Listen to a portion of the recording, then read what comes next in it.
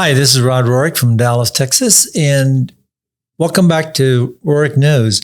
And I'm going to talk about secondary redo, or what's commonly called revision rhinoplasty. Now, rhinoplasty is by itself the hardest thing we do in all of aesthetic plastic surgery. And people always ask me that, well, why is it so hard? It's a surgery of millimeters. And of course, we talked a bit about that in my last podcast, but today we're going to talk about redo rhinoplasty, redo nose jobs. Why are they so different? Why are they so difficult? And why is it that once you've had a rhinoplasty, it makes it so much more challenging to not only repeat it, but to get a good result? So these are all the things we're going to delve into. I mean, I see, hundreds and hundreds of patients, both by FaceTime, by email, and other venues, and in person as well, especially during COVID. It's been all of these venues and even on Zoom, and they've had significant number of rhinoplasties, from 2 to 4. I recently did a surgery on somebody who had 8 rhinoplasties in 7 different countries. That's just outrageous, because every time you do a nose job, it becomes harder and harder to do another one and to get a better result, because it's diminishing returns. And that's the hardest thing for patients to understand. So let's kind of delve into that. So first of all, what is a revision rhinoplasty? It's when you've had any type of previous surgery. I just saw a patient today that actually didn't tell me about his previous nasal surgery, because, oh yes, when I was 15, my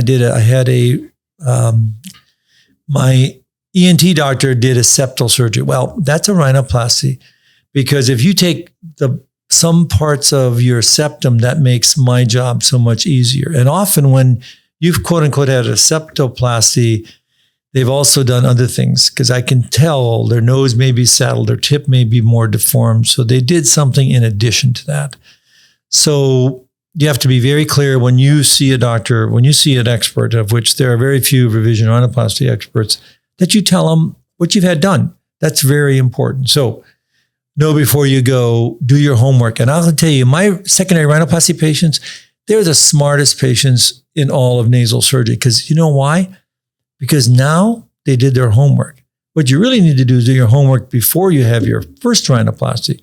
Then you won't have to have a second rhinoplasty. And if you do, and it's not often that you have to do it, then it's usually a minimal surgery. The statistic that is pretty astounding is that in rhinoplasty, 40 to 60% of patients potentially need a revision. Now that's pretty astounding, because that's a lot. And that's kind of the data that's in the literature.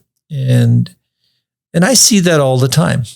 In Dallas, I see it from patients all around the U.S. And none of us are perfect. The revision rhinoplasty patients, the revision rate for myself is 2 to 3%. And so nobody's God, and you'll be better. It'll never be perfect. I've done thousands of rhinoplasties. I've never done a perfect rhinoplasty.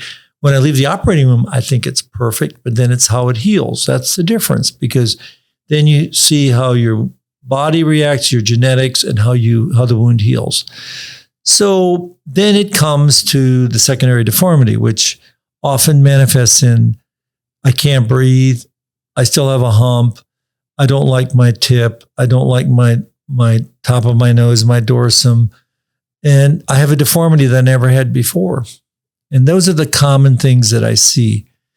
And many times there are things that probably weren't corrected in the first place, or the surgeon perhaps got lost. And I saw a patient again today that had a primary rhinoplasty that lasted over 6 hours, and she has a significant secondary deformity. And I'll tell you, it's pretty uncommon to have a 6-hour rhinoplasty unless you're doing a lot of nasal reconstruction in a revision, including rib graft and other things. So the other tip-off is that you really never should have 2 surgeons do your rhinoplasty, because if you have 2 surgeons doing your rhinoplasty, often neither one really is an expert.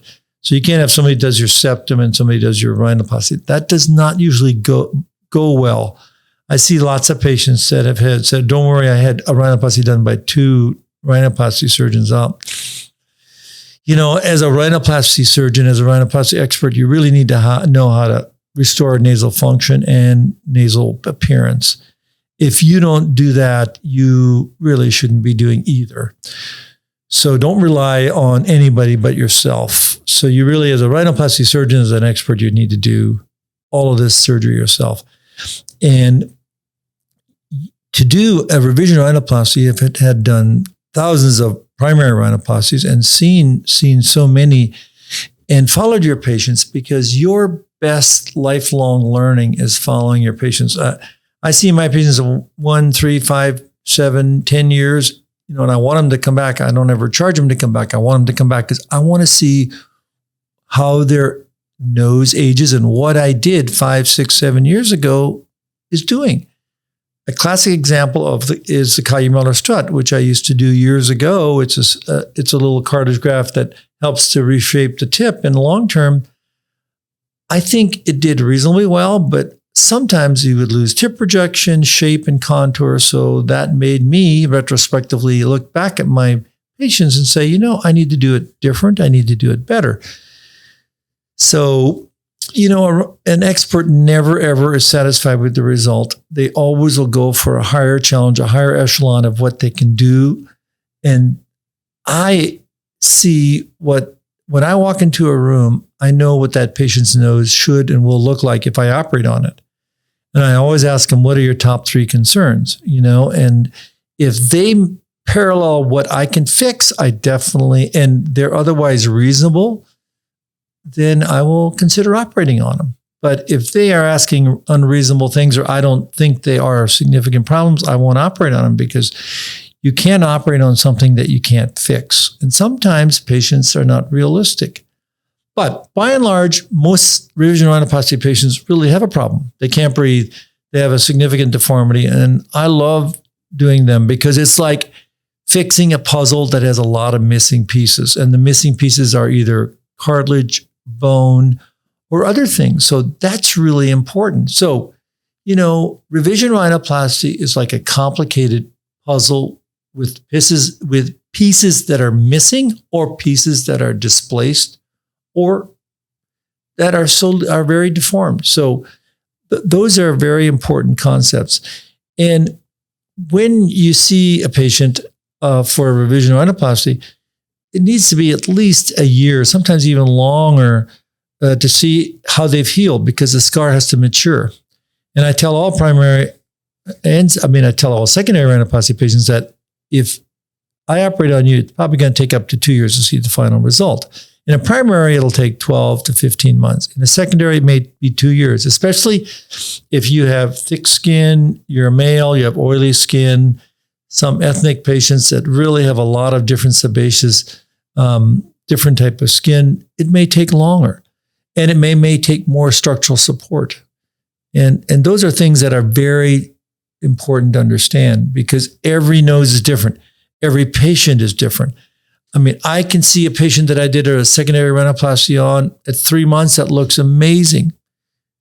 Thin skin and minimal reshaping. And then I'll see a patient that has had thick skin through 2-3 rhinoplasties. That'll take 2-3 years to see the final result. So these are all things that go into the matrix of becoming a rhinoplasty expert, but also things that we have to learn. And, no one's perfect. No result will ever be perfect. It'll be better, straighter, smaller, narrower, or refined, all those things, but it will never be totally perfect, because, we don't come into this earth perfect. Everybody's asymmetrical. My right eye is bigger than my left eye. That's normal, and your face is asymmetric. Your nose is asymmetric. Your ears are asymmetric. Those are all things, but that's what makes us each individually a human being. And I think that's what people need to understand. So I think the biggest thing about revision surgery is that you have to think and manage your own expectations of what's possible. You can't have that perfect nose. It can you can model it so you can have parts of that. You can have a straighter dorsum, a nice, more projecting tip, and a narrower alar base. But you can do all those things, but it can't ever be perfect. It can be close to perfect. It can match your face. And I think that's the most important thing. You want to make it look, two things. You want to make it look natural. You want to make it look unoperated, and you want to make it look, and actually you want to be able to breathe. That's one of the most important things you have to do, because sometimes you have to reconstruct the internal nasal valves and all those things and straighten the septum. And that's very important to do. So what do you need to know before you find a real rhinoplasty expert? Well, several things. You have to know, it again comes down to 3 E's: their experience, their expertise, and their ability to show you exceptional results in revision rhinoplasty. Not primary rhinoplasty, it's a completely different operation. In a primary rhinoplasty, you're reducing and remolding and shaping. In a secondary, you're reconstructing, building, and restoring. So it's like, the analogy is, in a primary rhinoplasty, you are putting together a house. In a secondary rhinoplasty, you're making a house, or the foundation's been disrupted and you're going to have to rebuild it, put a roof on. So find out how many rhinoplasties they do a week, a month, and how many revision rhinoplasties you do. If you do 8 to 10 rhinoplasties, and of which 50% are revision, that's basically what I do in a week. That's important. Where do you do them? How do you do them? Is it done safely? I only use board-certified anesthesiologists to do it in our outpatient surgery center. Some of my patients stay overnight. Many of them fly in from around the world. And so you have to manage their care. I see them at least after the first 7 days to take off their splint and most of their sutures, except their alar bases. These are all things you need to know, because if you're coming in from abroad or another country or another part of the U.S. And then you look at their experience, which I've just talked about, and then their expertise usually follows that. Do they teach it? Do they write about it? Are they known as an expert in that area? That's a very important thing to do, because then you know that they're an expert. And then the final thing is, can they show you exceptional results? Whether you see them on their website, on their social media, all those things. And movies and videos are better than static photos, because sometimes static photos can be morphed. So, you need to see video now. So you can see patients' videos on Instagram or other venues, or even on their website. Then you go visit them and make sure that the person is really somebody that's compatible with you, your personality, and your expectations. Because many times I have to manage patients' expectations, that if they've had 3-4 rhinoplasties, I have to manage their expectations and say, listen, we're going to get incrementally better. If we're going to get 15, 20, 30% better, that's going to be a home run. Now, if you've only had 1 rhinoplasty, you can do much more, but you have to incrementally manage their expectations, but also yours. That, if you've had so many surgeries and you come and say, I want 3 things done. I want to be able to breathe. I want to take that little bump off my nose and refine my tip. And you've had 3 or 4 surgeries. I probably can do that, but I can't do a lot more, because it's going to be like operating on concrete when I get in there. And then I'm going to have to restore it, put in a rib graft, all those things that are very challenging. And then you have to start the whole wound healing process over again. So that's really what you're faced with. So the 3 E's: managing your own expectations and making sure that you're realistic about what can and cannot be done. And then go talk to multiple experts with FaceTime, Zoom, and see who you like, who's compatible with what you think would be best. And I think that's where you should go.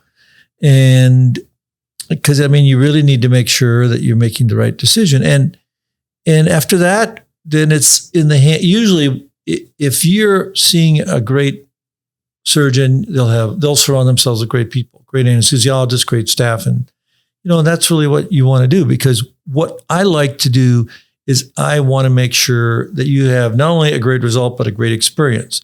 So, I surround myself with people that are as good or better than me, my anesthesiologist, my staff, everybody, because we want to make this a good experience for you. So how do you become an expert? That's the whole thing we're going to talk about next time, because I run an annual meeting on rhinoplasty expertise. It's called the Dallas Rhinoplasty meeting. It's been going on for 40 years. It was started by my mentor, Dr. Jack Gunter. We've trained almost 20,000 rhinoplasty surgeons from all around the world in over 50 countries.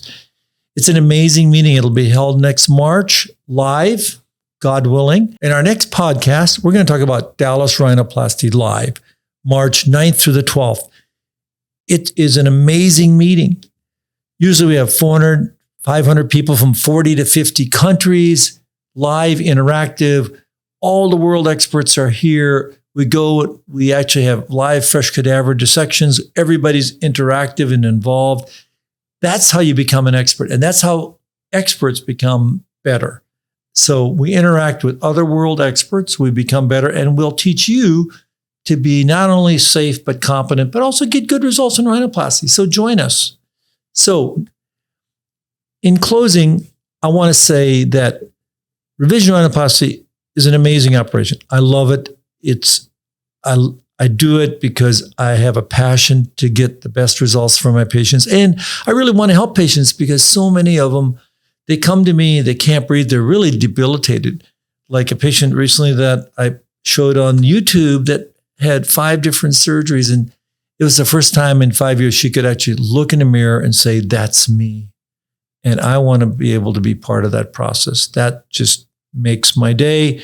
And really, it's why I'm a physician today, because, I want to give back and I want to help people. So stay tuned. Enjoy all my podcasts and my other YouTube channel, and we'll see you next week.